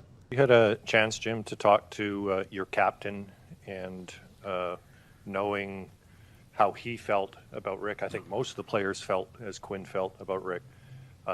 Do you worry about what their long-term ramifications would be with him wanting to stay? Yeah, well, I hope he's playing golf because he usually returns my calls right away, and I called him within a half an hour after I talked to Rick. So he hasn't called me back yet. Knowing how he feels about the coach and that he's a sensitive guy, I would suspect that he feels like I do, that we're disappointed. But knowing the maturity of Quinn, he will make the adjustment necessary. But they did have a very strong relationship, a very good one. And Quinn had a lot of respect for him. And Talk had a lot of respect for Quinn. Does New Jersey fire Sheldon Keefe and hire Rick Tocchet? Wow. Because remember, he wants to play with his brothers, right? But if you're the Devils, you're like, well, your coach and 2 brothers. It's a really... It's a spicy idea. They're not going to do it. I know, but you know what I mean? But, We're not going to talk about this? Well, I mean, that's instantly where what the hell is he rambling on about? It's about the Leafs. It's still about the Leafs What the somehow. hell is Jim Rutherford doing? Oh, I don't know, dude. Why are you saying I tried to call him and I couldn't call him? I hope he's golfing? You could just say, just say, I didn't have the chance. we haven't had the chance to connect yet. Well, or just say nothing. And then he calls him a sensitive guy. Yeah, I know. Like what? I'd be like, is excuse me, you're a happening? sensitive guy. You're a rambling And then guy. Quinn Hughes posts on his Instagram, and Bleacher Report put that image on this video of him at the Knicks game. Yeah. So like Quinn Hughes knew that Jim Rutherford called him, and he was at the Knicks game, and he posted this on his story. Yeah. Like what? This is, I don't understand, man. Canadian markets, the fans, the media, they really fan the flames. Anyway, excuse me while I light this rag stuck into a bottle of moonshine. And you just throw it into a dry field. What are you doing, Jim? I honestly think he shouldn't be at podiums. This is, again, you killed the man, but not the idea. Alvin, Jim Benning rides again. Alvin is not as quotable. You could have just have him. No, do but it. even his Brock Besser thing was stupid. Yeah, like, what are you doing? Well, and Jim Rutherford, was it last week was the tampering one where he wanted to Oh bring my God. Jack to the team, and then now he's doing this. He shouldn't be talking. Talking. No. Hey. Hey. I always feel like, everybody's like, wow, Vancouver reporters, they're so they're at a very intense media market, right? Very, very intense. Like the Oilers, like I'm the so Canadians, sick of like that. the Leafs, right? But the meat that you get thrown in Vancouver compared to what you get thrown in Edmonton and Toronto. I think Montreal is a little bit of a different thing because they literally follow the players around. But in Vancouver, that organization just gives them raw meat. Yeah. All like just feeding the tigers. Feed 'em. Nobody said anything like all year here in Toronto. No. And like No. the little stuff people might have said, like the Marner news, the Rantanen trade and all that, Whatever. that wasn't even like his doing, you know? He had to respond to all of that. The Canadian the Canadian media is the reason why none of these Canadian teams can win, and for like 6, 7, 8 months out of the year, it's reporters going, "Excuse me, do you hope your team wins tonight?" Well, Quinn Hughes, he wasn't around. I don't know if he's going to show up today. I couldn't reach him on the phone, and he's a sensitive guy. Hope he's doing well. Oh, gee. Like, what? Enjoy that golf get ball game. Okay, I'll be sure to write that down. I just asked you how your day was going, Jim. Jim, what is your favorite color? Well, you know, this team, I don't know if they could ever win a game ever again with me at the helm. You know, Pettersson, I don't know if I want him here. I wish I could bring JT Miller back. Okay, we now go to Patrick Alvin. Well, I know you wanted to talk about Brock Besser. Yeah. I just want to know, what are you wearing? I can't get shit for Brock Besser, so I'm going to let him walk for nothing in free agency. I couldn't get shit. He's useless. It's crazy. I can't believe how nobody wants Brock Besser. Okay, well, reporting live for Sportsnet Vancouver, it's all our fault. What are you doing? No, the media is just being served everything on the platter. They are. here It's in beautiful. Vancouver. Listen, I like it. I wish that was us. Keep it up. I wish that was us. Doing Oh, it. I wish that was Imagine us. Shanahan just goes up to the podium and is like, "Yeah, Mitch fucking didn't show up." Like, whoa. Like, what? Whoa. Why didn't you trade him? I couldn't get shit. You know? Austin won't answer my calls. I called up Edmonton. I said, "Austin for McDavid." They said no. I couldn't do it. And it's literally like, what'd you read over the summer? Yeah. Oh, man, the Toronto media just foaming at the mouth. It's just Mark Masters asking him, "So, like, you have a good day?" Dude, if you're looking at Mark Masters and going, eek, He's like, too no hard on wonder me. you keep getting stuffed into a locker in the playoffs. Mark Like, oh my Masters, goodness. Jonas Siegel, Chris Johnson. Like, are these guys too hard on you? Oh, man, they're terrifying. Yeah. Three of the most fair people I've ever met. Mike Sullivan out in Pittsburgh, as we mentioned. Sure smells like New York. Sure's got New York stapled to him, I think. Arthur stapled. Arthur Oh, stapled. Hey! New York. Oh, man. Well, somebody's on a freaking roll. Doesn't today. he do the Islanders? It's the Tim Hortons Cup. Is that what it is? Oh. Also, Fenway Sports Group, who've done a lot of cuts specifically to the Penguins in non-hockey roles in the last 12 months, are now looking at potentially selling some equity. I mean, obviously, any Red Sox fan will tell you that they've done a terrible job, and they love increasing value. They hate any sort of, what do you mean we're not making more profit than last quarter? If they make less profit than last quarter, then they've lost money. But that's not losing money. That's just less profit. And the Red Sox, like, their fans have been befuddled for years. Are the Red Sox and Penguins the Buffalo Sabres to the Bills that is Liverpool? Maybe. Because Because Liverpool just won. Liverpool, Fenway owns all three of Yeah. Liverpool, Red Sox, and Penguins. One of them is great. Yeah. Two of them are butt. But, yep. Teams with coaching vacancies right now. The Ducks, looks like Quenneville. Bruins, nobody yet. Blackhawks, Carl said no. Rangers, Flyers, Pens, and Kraken. Don't forget about the Kraken. They need a coach, too. So we'll see who they'll hire. You want a prediction? I don't think you want to make a ton of noise that you hired Joel Quenneville. If the Ducks go and announce that, night of the draft lottery. Oh, so you just yeah, okay. Yep. And lastly, if we're going to do the press conference, I'm not sure if we are. Norris finalists have been announced: Hughes, Makar, and Rowinski. And I just want to say, I had 2 of 3 of those guys on both of my fantasy teams this year. You suck. Rowinski, I would always get like the 20th pick, though. It was crazy. Like he was completely underrated. Guys, when you look, if you were voting Norris, would you, because 2 of these guys did not make the playoffs. And the argument, if you remember, against Connor McDavid getting the Hart Trophy versus Taylor Hall getting the Hart Trophy was the Devils made the playoffs that year. Uh-huh. Does that make Cale Makar an automatic? For me, it does, because it's not like the other 2 were miles better. Mm-hmm. And like Quinn had his season, sidetracked, and this isn't the ifs and buts trophy. If it was, Kirill Kaprizov would win the Hart this year too. Right. So Makar, didn't he have like 30 goals? You got to give it to him. Jess? Oh, yeah. I think it's so easy. I think Makar's going to win the Norris, and he deserves it. If the other two were able to drag their team in the playoffs, it's a lot closer, but they weren't able to. Especially Werenski. Like, Werenski could have got Hart Trophy nominated. Yeah, man. He was crazy. If the Blue Jackets made the playoffs. But if ifs and buts were candy and nuts, we'd all have a Merry Christmas. That's right. And we're not going to have a Merry Christmas this year because the Leafs are going to lose. Whoa. No, but I think Makara's going to win it at a walk. I want to ask this one last thing.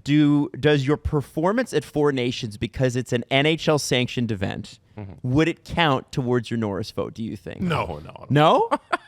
No. I mean, like, subliminally. Hughes was injured, but I feel like Makar was unbelievable. And Werenski was pretty good. No, well, I mean, some reporters might have their opinion colored by that, but that is the wrong way to approach it. We definitely need a defensive defenseman of the year award. We have a defensive forward of the year award. How is it? Like, Jake Slavin should win that basically every year. Yeah. But like a Chris Tanev type, those guys never get. No, they don't get anything. And again, you saw Jake Slavin on the national spotlight during the Four Nations. You're like, holy crap. And he's like that every season. Yep. And you forget sometimes. I feel like it's time for the NHL to add that award. It is. Because these guys are all big points guys, right? What's wrong with celebrating more people? Get it in there. That's true. Okay. April is Testicular Cancer Awareness Month, and Movember, the leading charity dedicated to changing the face of men's health, is encouraging men across the country to know thy nuts and regularly check them for changes or inconsistencies, informing them on what to do if they come across something that isn't normal. And one of the things we hate to do is go to the doctor and talk about it. Yes. Our nuts. Yes. Hey, doc, listen, let's have a chat about nuts.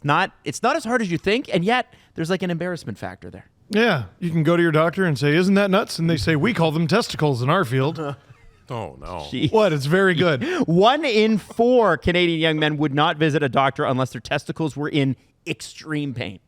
Yeah, that's bad. That's bad. We got to change that, right? So go to Movember.com/knowthynuts for more information. And testicular cancer survivor testimonials are there too. And they can, it kind of helps you with like what they did. Yep. And the one interesting thing about it is that it is the most frequently diagnosed cancer in men aged 15 to 40. It's a young man's cancer. Right. So it's something to absolutely look out for. Again, it is Movember.com/knowthynuts.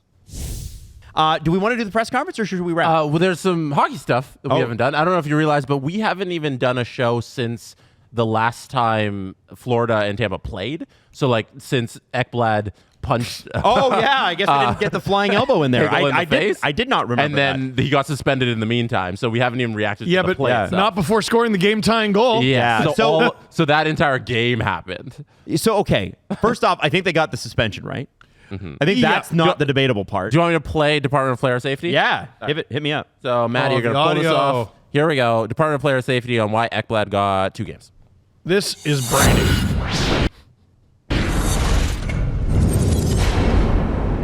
Love it. Monday night in Florida, Panthers defenseman Aaron Ekblad delivered a high, forceful elbow to the head of Lightning forward Brandon Hagel. As the video shows, the Lightning worked the puck up the half wall to Hagel, with Ekblad pinching down from the point position. Hagel collects the puck and plays it off the wall. He knew what he was doing. As he does, Ekblad takes his right hand off of his stick, raises his elbow, pulls it back, and uses the extended arm to deliver a blow that strikes Hagel in the head with force, causing an injury. This is elbowing. Yeah? It is important to note that while we have heard Ekblad's contention that he does not intend to strike Hagel in the head, this is not a case where a blow to an opponent's torso or shoulder rides up and makes subsequent or glancing contact with his head. This is a direct blow to an opponent's head with an extended elbow delivered with requisite force for supplemental discipline. To summarize, this is elbowing. Hagel suffered an injury on the play. Ekblad has been either fined nor suspended previously by the Department of Player Safety in his 732-game NHL No career. relevant history is interesting. I think that's new. Injury? The fact that they acknowledge the injury that part? they put injury on key points. Is that a new thing, or have we seen that before? I've never seen that. on the key Not that I points can chart? I've seen it mentioned. I don't know if I've seen it on the scrap. Yeah, as like the second bullet point on the key points. Yeah. Anyways, that's the injury. That's the suspension. 2 games. But he stayed in the game. How do you take back a goal that he scored? Well, this is the thing. Like, It's ill-gotten. How It's can you ill-gotten. not? How can you not, at least as a ref, call the major and review it? Eh, How do you not do that? Yeah. How do you not do that? well, what if Paul Maurice isn't my friend anymore? These guys are horrible at their jobs. Like, they're really bad. Adam, I think you asked me on the pre-stream, like, did the refs change the outcome of that game? You know, Yes. by not calling that? And how do you look at this other than the refs changed what could have happened on the ice? Yes. Because that guy scored the game-winning goal, and he should have not been on the ice. And Mikkola got kicked out later. Yeah. And they should have been down 2 defensemen if everything kind of played out how it would have. Well, and Mikkola only got the fine. And for me, like I've said this a few straight shows now, I'm looking at it going, I'm really loving my idea of suspending guys for like 1 or 2 periods. Yeah. Because he got that, him only getting the fine there, I actually kind of understand. Because he got a 5-minute major and what could have been a very costly 5-minute major in what could have been a very costly game. Mm-hmm. It just happens that the Lightning screwed it up. So he gets the fine, and that Ekblad got nothing During the game. During the game, but that's relevant because the Panthers were down. He's the one who tied it. Should not have been on the ice, and we'll never know what would have happened. Maybe the Panthers would have won by more. Yeah, we can't go Like- to that universe. And the Panthers, like you said, might have scored 5 goals instead. Like Just randomly. I say if Artem Zub doesn't hit Tavares in the head, Leafs probably win the series in 4. It didn't happen, did it? And now they blew it in Game 5 and yada yada. So we don't live in these alternate realities, but that's a bad one. Yeah. And And it makes them look worse that he got suspended. And I don't want the conversation to sound like a Lightning Cope conversation because you mentioned it there. They should have executed on the power play. Yes. But the Panthers have done a spectacular job this entire series of taking away what the Lightning are best at, and that's setting up Nikita Kucherov on the power play to do whatever he wants, whether it's get a nice playmaking assist or score the goal himself. They've been completely shut out in the power play. And then Andrei Vasilevsky should have had the game-winning goal. Like, it shouldn't have slipped under his elbow there. Nope. He's not been good enough. And when I watched the Ekblad elbow, I'm like, so from the Bruins-Panthers series last year, when Bennett flew in and punched Marchand in the face, Yeah. someone explain why Ekblad got 2 games and that got nothing. Someone explain that to me like I'm 5. Well, how many Stein sticks you got? Oh, Yeah. my What has God. Colin Campbell done for you lately? Actually, yeah. Brad must have stopped signing sticks because I would have thought he would have got the benefit of the doubt on that one. You know. Colin Campbell's son works for the Panthers. That's not necessarily a related fact. It's just a fact. Yeah. Yep. Anything else? Sick league. Yes. There's so much going on in the NHL right now, so it's hard to keep up with everything. But Stevie Y, if people missed the Red Wings locker clean out, because they did theirs a little later than I think everybody else doing it. Was it yesterday or day before? He got asked directly about Jake Walman. And the interaction he has with the media is the most awkward thing in the world because they're asking him to admit his mistake. And will Stevie Y do it? No. So here's his response to what happened with You Jake spoiled Walman. it. Back here, I think a lot of the fan base at the trade deadline wonder about Jake Walman when you find out he goes to Edmonton and they gave up a first rounder for him and you guys had to attach a pick to send him. Can you shed a little insight Bless on this reporter. Walman, and do you regret that move, I guess, considering you still need defense? No one knows. No one knows? Yeah. No one knows. Okay. That's it? Sorry, I'm just not going to elaborate on it. So I choose not to. There's things I don't want to share with you. Back here. What things? That's not great. That's not a good look. I mean, that is a guy. If he's Kyle Dubas, he gets fired on the Gardner. Dubas got fired for less. Yep. Maybe not. He said he didn't want to do it anymore. but that was pretty bad and dumb, and he shouldn't have done it. But they showed him by giving him a promotion and a raise. I I think if it's somebody else, that's a lot worse. If forget that quote. Steve Yzerman should have been fired 2 years ago, but his name is Steve Yzerman. Look at Ottawa in the playoffs and like, why isn't that us? Look at Montreal in the playoffs and why isn't that us? Look at Detroit now and say, how could that be us? Stevie Y's got to go. That's okay. Why did you attach a second-round pick to a good player to get rid of him, and then less than a year later, in a season where he was injured, he got traded for a first-round pick? And I'm going to be a spoiled brat about it and just huffy. And like the reporter, so reporters in some cases are asking ego-stroking stuff, and they're trying to make themselves look smart, or they're trying to make themselves look bad, or not themselves look bad, make the person they're asking the questions to look bad. Detroit Red Wings fans are legitimately asking what the hell is going on when it comes to that series of events.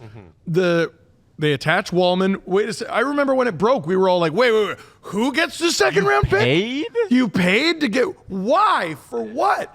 And then the Sharks go and get this bounty for him. Fans are legitimately asking that question, and the reporter is asking for the fans. That's a great question. And Yzerman was literally a brat about it. A whiny little brat about it. But because he's Steve Yzerman, he gets a pass? Adam, I'm sorry, that's unacceptable. You've been someone who I think has been the most critical out of the three of us of Stevie Y's job that he's done over the last couple of years. Yeah, no one pushes back when I'm hard on Stevie Y. Always Dubas. I don't know why. I'm hard on both of those guys. Yeah. And So nobody's ever been like, you're wrong about Stevie Y. Oh, All you mean Detroit fans. people agree with Oh, you. yeah. There's more evidence that Dubas knows what he's doing. I suppose there is. Like, look at the Penguins. They have all these draft picks. But Stevie Y built the Lightning that won all those cups. He didn't. He didn't. He left the season before they won. Did he get him across the line? Yeah, I'm giving all that. Seeing how this Can't played give out. all of that to Breezewell. Seeing how this No, played you out, can't, I'm giving it to Breezewell. The majority. 60-40. I listen, I'll say this. No, so seeing this quote, are you adding this to your Rolodex of like, I'm right? I mean, what do you want? What would I say at this point? Like, Red Wings fans, no. They know. They're just waiting for the Ilitch family to know. And the Ilitch family has a long and tenured history with Stevie Y, and it's hard to fire your friends. It's hard to fire your friends. It is, especially a friend that's done Friends? who Franchise icons. who revived the brand. Yes. People forget what the Red Wings were in the 80s when He's one of the showed up. top 10 scorers of all time. Yeah, gold medal winner, Stanley Cup winner. Yes. It's hard to fire that guy. Captain. It's time. Oh my gosh. It's freaking time, man. I don't know. Like every year we do this. I know what's gonna happen. The Red Wings are gonna go sign a bunch of Patrick Kane, Tarasenko ass contracts. Their fans are too smart at it. And they're not going to like those moves. No, Steve, I know that. But what hockey people are going to tell me is, oh, you know what? I think the Red Wings are good this year. No. I think they got it because Montreal they could fall. You never know. Ottawa, well, it was their first year in the. You never know how the wild card could look. Hey, the Leafs lost in Game 7. They blew it up. You never. There's an open spot. And every year it's like, oh, the Red Wings. They did. Remember a couple years ago they did well in October, and everybody's like, Adam, you're an idiot. See, look, they're great. Who plays on the left of Marner and Larkin? Great question. Justin Hall. Oh my gosh. I just at a certain point, and listen, I know, I am aware of a team. I watch a team. I follow a team that doesn't make changes despite the evidence. I know what it looks like. Takes one to know one, right? Yep. Oh boy, Stevie Y, buddy. Any other exec gets cooked for that. Yep. And like, seven goalies, when did he make that comment? at training camp, man. 7 goalies. 7 goalies. When did he make that comment? Today? Yesterday, day before? Yesterday? How did I not even see it? Yeah, they did the clean out. I'm not sure if it was yesterday. He really does just get a free pass. I forget. All the days blend together. It was yesterday. He better send like edible arrangements or something to Jim Rutherford that he dominated headlines instead of that garbage. That's worse. Oh yeah, That's way worse. I saw that and I was like, I need to play this for the guy. That's trash. Also, good catch, Jesse. We didn't even get the chance to do the Boston one, and the Boston one was really good. Boston. Oh yeah. Yeah, it's just there's been so much going on. Adam, what's on your screen? It's the Utah Mammoth logo. Do you want? I think. Is it official? Well, it's on their YouTube. It is officially. If you go to that Utah doesn't count. Mammoth. Utah, Mammoth, NHL, and then YouTube. Okay. So their YouTube page basically is at Utah Mammoth. Okay. So if you look at the Utah Hockey Club, it is now at Utah Mammoth on YouTube. gosh. So I'm assuming that's what it is. Oh, you said logo. Well, so the logo is from David Ekblad, who is a sports management hockey agent, and not officially from the team. So I was looking at it, and I was trying to find. Oh, that's the same logo they were showing before at the games, at the hockey games. Yeah. So I'm not totally sure that is actually the logo. Yeah, it's too clip arty. I think they'll do better with that. Yeah. Yeah. Okay. Yeah. I like it. It looks cool. No, I still like it. Yeah. It is a clip. It's a mountain. I like but it's also a mammoth, you see, because there's mountains. No, it's all mountains right. on the head. Clever as shit. Yeah, that's all right. Oh, I didn't even notice that. Yeah. Okay, yeah, no, that's not the same one then. That was just the. Do we want to bring it up? I don't know. No, that's fine. Yeah, it's okay. Well, we can do it next episode. Okay. All right. It's not officially announced yet. Can't wait for the logo to look nothing like it. Yeah. Yeah, we can wait for the official one. Anyway, all right. Shall we wrap here? Yeah, I didn't get to rant about Mackenzie Blackwood. He fucking cost. He might cost Jared Bednar his job because he bad. He bad. What else? Here, you got time. Go. No, that's it. Tell That's us, it. Also, don't take dumb penalties when you get to the game to 3-2. Like Colorado cost themselves that game. And Dallas is playing so well now. Like I'm scared for Jared Bednar. What is your favorite brand of chip? Well, I hope everybody who's sensitive calls me. The Steve Dangle Podcast. Follow the guys on Twitter at Steve_Dangle, at Adam WYLDE, and at Jesse Blake. Connection complete.